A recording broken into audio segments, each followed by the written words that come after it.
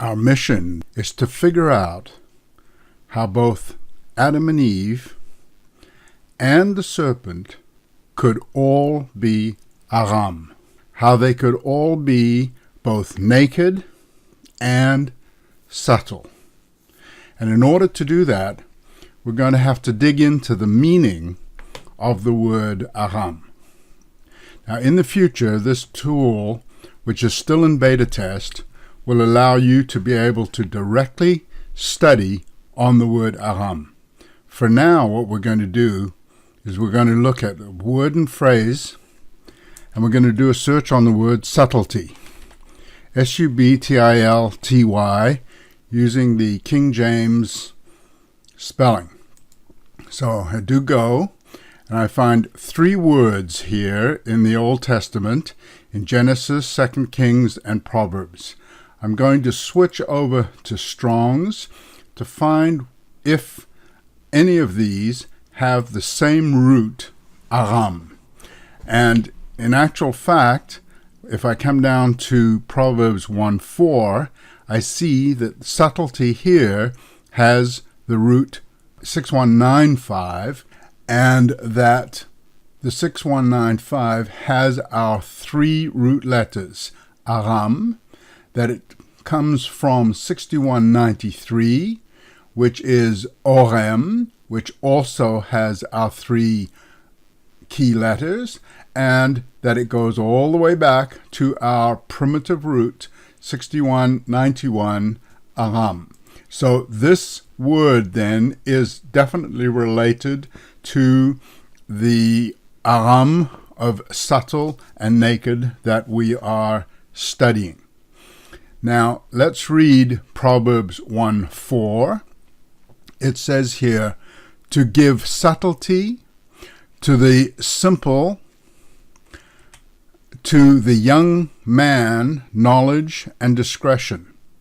So this subtlety that is being discussed here is a positive subtlety, because the young man wants and needs the subtlety.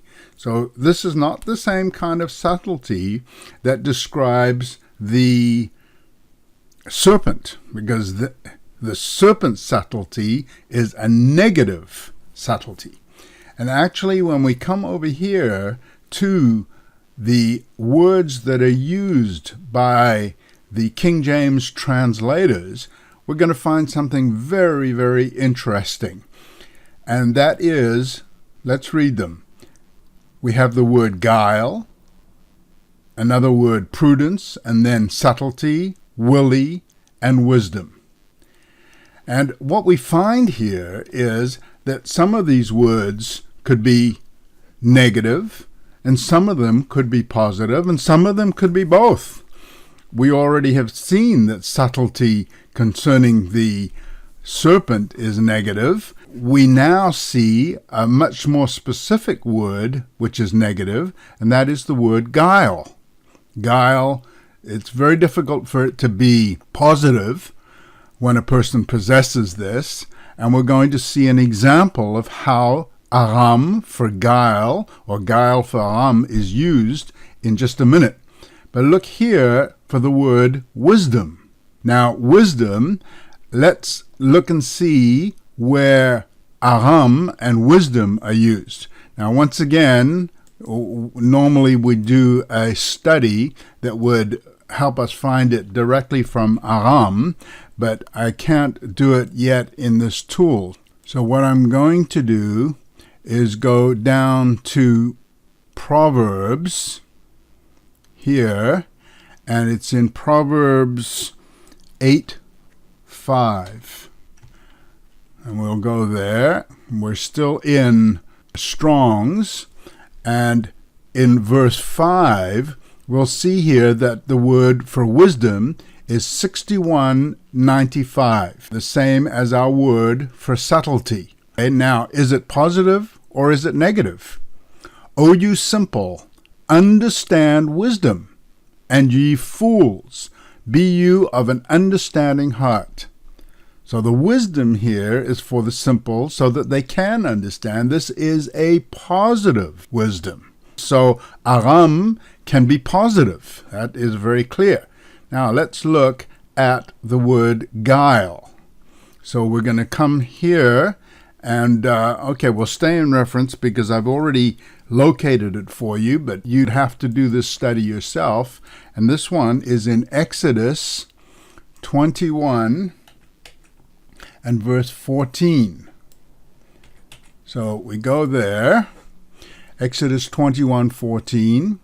But if a man come presumptuously upon his neighbor to slay him with guile. Now look at that, 61:95. So it's exactly the same here as alma. Now here it is clear that the guile is negative.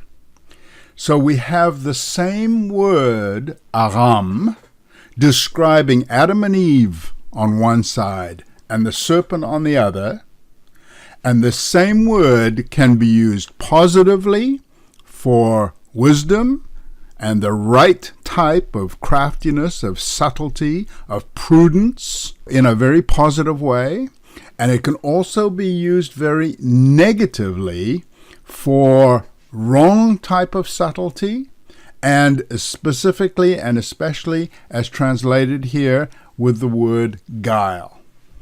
So now we're beginning to understand that the subtlety and the nakedness referring to the serpent is a negative, whereas the wisdom and the prudence and the subtlety referring to Adam and Eve, those are positive characteristics.